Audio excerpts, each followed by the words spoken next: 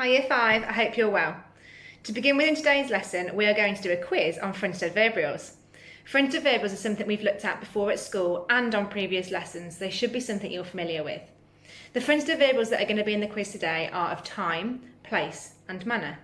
So to quickly recap, fronted adverbials of time tell us when something happened. Fronted adverbials of place tell us where something might happen, and fronted adverbials of manner tell us how something happened.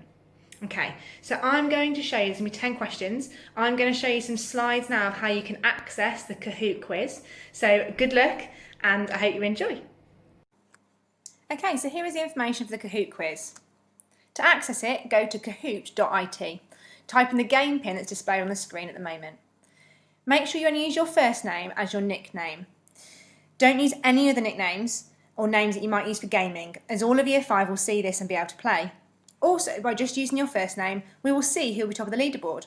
The quicker you answer the questions, the more points you'll achieve. So who's it going to be?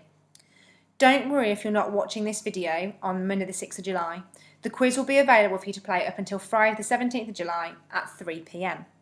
Okay, I'm going to quickly show you how to access Kahoot. So you go onto Google.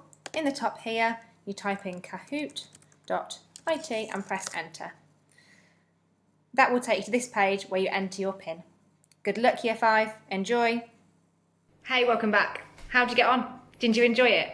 I can't wait to check out the leaderboard later to see how everybody did. The first thing I'm going to do today is to gather some language and ideas around the Mayans and what their way of life was like. Today's learning objective is to use cohesive devices in a diary entry.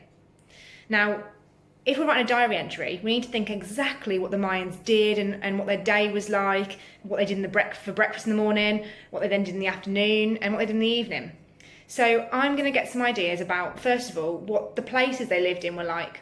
So for today's lesson, you're going to need a pen or pencil if you haven't already got it, and some paper or your notebooks too.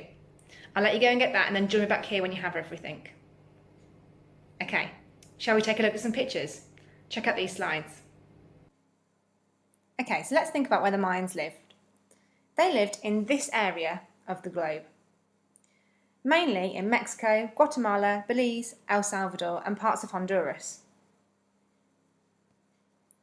As you can see here, that is roughly where I've put this arrow on the world map. Now, if we look at the world map in more detail, you will notice that this line going along the centre here, the equator, that's right, Year 5, it's quite close. So, what does that mean when you're closer to the equator? From what I can remember from being at school, the closer to the equator you are, the hotter the country normally is. So as you can see here, where the Mayans lived would have been quite warm as they're very close to the equator. So what would it have been like to live here? Well, here are some pictures. We're going to develop some language in a moment to describe it. Let's take a look at these pictures. As you can see, the villages are surrounded by jungle. This one's overgrown slightly, but this is what it might have looked like to begin with. It looks quite dry here. And these huts, I imagine, would have got quite warm. They're very small, and with the whole of your family living inside them, I bet it would have been a little bit cramped. Okay, so from looking at those images, we need to think about what it would have been like to live in one of those Mayan villages. So we need to imagine exactly what it would have been like to wake up in that atmosphere and to feel the heat that was around you, really. Okay, because if you looked at the picture that I showed you a minute ago, you'd have seen it's quite near to the equator, really, isn't it? So, with that in mind, I'm going to think about those pictures and I'm going to have a go, it's my turn now, at describing what I've seen. So I'm going to write some adjectives down on here and that will help me later on in my diary entry writing. So, I think it's going to be really hot there. Now, hot's great, but I know I can up-level that. So I've already had a look at on a thesaurus on my online one, and I have up-levelled the word hot to searing, because I definitely think that it would have been searing, and to blistering.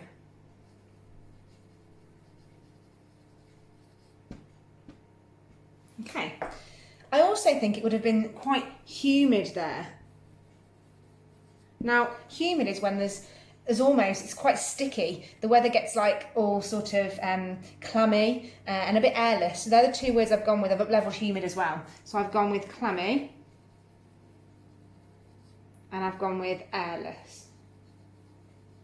because it almost feels in that type of weather like you're struggling to breathe a little bit because the air is almost quite thick and quite dense. Talking of dense, I also saw that the forest was grown there, and I think it was quite dense and overgrown. And a bit of a swampy green colour really, so that's how I'm going to describe that.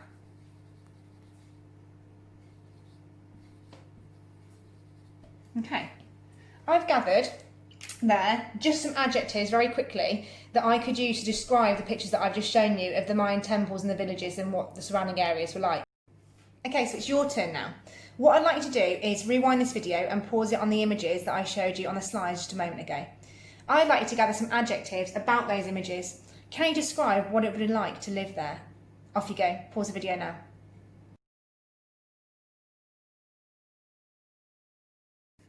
Okay, so now we've gathered some ideas of what it would have been like to live in this weather and the type of places that they lived. We need to think about what we would have actually done if we were a Mayan.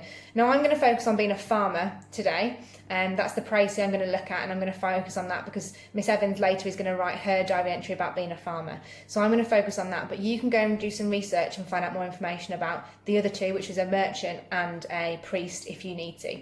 Okay, so take a look at this video now, and then I'm going to jot some notes down while I'm watching the video, and hopefully you can too, so it'll help to remind us about what their day was like as a farmer. Enjoy! What I'm about to show you is just taken from BBC Bitesize. It's a really handy website to check out lots of information and facts about the Mayas.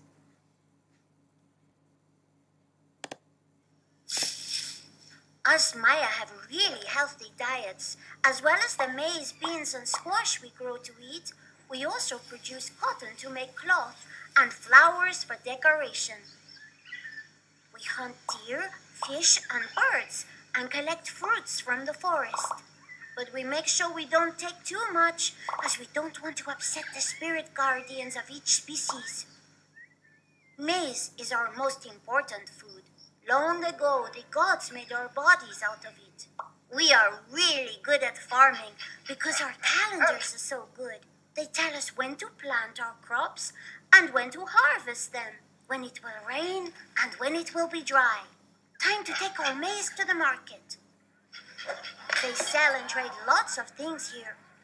Juicy tomatoes, spicy chilies, chocolate drinks, noisy turkeys.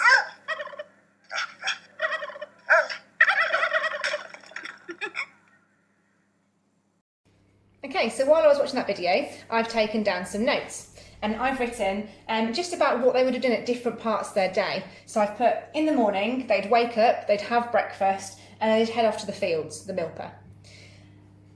The Mayans monitored the weather, so they knew when to plant and harvest, and their calendar helped with that too. I thought that was a really important fact, something that would help me to fill more information in my diary entry about it. Later on in the day, you would gather any crops or go hunting for food, and you wouldn't gather too much, as you wouldn't want to upset any of the gods. Okay. Then, following that, in the afternoon, you would trade leftovers at the market. And then when you got back home later in the evening, you would eat dinner as a family. This would be what you had grown, as well as anything you'd got from the market traders. Okay, so I've gathered things there that were going to help me to fill in some information in my diary entry a little bit later on. Did you know there were different ways of farming that the Mayans did? I didn't know this until earlier. Let me show you. A raised field is one of the different types of farming. The Mayans used this method to farm areas of land that otherwise would have been too wet to use. Small canals were created by digging out soil from beneath the water and piling up to create small islands. Maya farmers could then grow crops on these islands while they harvested the fish that swam in the canals. Here is another type of farming, terrace farming. This is where all the walls are built to make a small flat field, one on top of the other. It was useful for increasing the amount of farmland in mountain areas. Most terraces were small, but in some parts of the Maya lowlands, they dramatically transformed entire regions. Finally, slash and burn is another type of Maya farming, also known as shifting. This is when the jungle areas are chopped down and burnt. The ash is high in nutrients, so it was perfect for growing crops. However, within a few years, the nutrients would be used up and the farmers would have to move elsewhere to let the forest regrow. In the rest of today's lesson with Miss Evans, you're going to be using fronted adverbials in your diary entry. Here is a fronted adverbial word map for you to come back to and look at later in the video if you need it. Over to you, Miss Evans. Hi Year 5, I hope you're well. Our learning objective today is to write a cohesive diary entry. But before we get started with that, we have to figure out what's the big picture. Why do we need to write a cohesive diary entry? And for this reason, writing different genres really helps us identify who we are as writers, what we enjoy, what we don't enjoy. But also, it's really important to write down your thoughts, feelings and emotions because that helps you vent. I've put here, you are writing history. You are writing history daily. So children in my class in 5E will know that my advice to you during these strange times was to start writing diaries because that's going to become part of your history eventually. So let's give it a go. So before we get started, we have to think about what is cohesion and why do we use it? Well, we've looked at this lots. Cohesion makes our writing flow. We use it so that the reader actually enjoys reading it. Cohesion allows our paragraphs to flow one to the other, but our sentences one to the other as well. Okay, so I'm going to show you now on the board, there are going to be précis of three different Mayan jobs. It was done during our Mayan précis lesson. Now, you don't need them right now, but in a bit, you're going to come back to this video, you're going to choose the job and you're going to pause it and you're going to take that information in, you can write it down, note it down, and it's going to help you create your own diary entry, okay? So we've got farmer, priest, I might zoom in on that, priest, merchant. Okay, I've chosen a farmer and I've started writing my diary entry. The first thing I've done, dear diary, making it personal. I'm writing in my diary. So, dear diary, as soon as dawn broke, fronted adverbial, just like we looked at with Miss Taylorson, making that writing cohesive. As soon as dawn broke, I jumped out of bed and made my way downstairs. Once in the kitchen, I made myself some healthy, delicious breakfast to start the day off. Paragraph 1 describes what that farmer has done in the morning. Now, I know from the notes I made earlier from Miss Taylorson's session that I know that this happened. So I've just expanded it slightly for my paragraph. Now, I know Year 5, you can do much better than me. This is my first draft. I will go back and edit and eventually improve this. So this is paragraph 1. First person, you will notice, past tense. Okay? Paragraph 2, I'm going to read it back to you, make sure it makes sense. Once I had walked to the fields, I ensured that I had gathered any crops that were ready for harvest. Shortly after, I went hunting for food, such as, introduce a list, deer, fish and birds. However, I made sure that I didn't eat too much, as I didn't want to upset the gods. Now, this second paragraph is about my journey to work, ever so slightly, but mainly what I actually do at work. So as a farmer, a Mayan farmer, this is what I do day to day. Paragraph 3. As evening drew closer, I made my way back to the house shortly after trading any leftovers from the harvest at the market. Finally, I reaped the benefits of my hard work by enjoying the crops and food for an exciting tea. Third paragraph, making your way back, thinking about how you're going to wrap up the day that happened perhaps the day before, okay? So, those are my 3 paragraphs. I know you can do much better than me and add lots of detail in.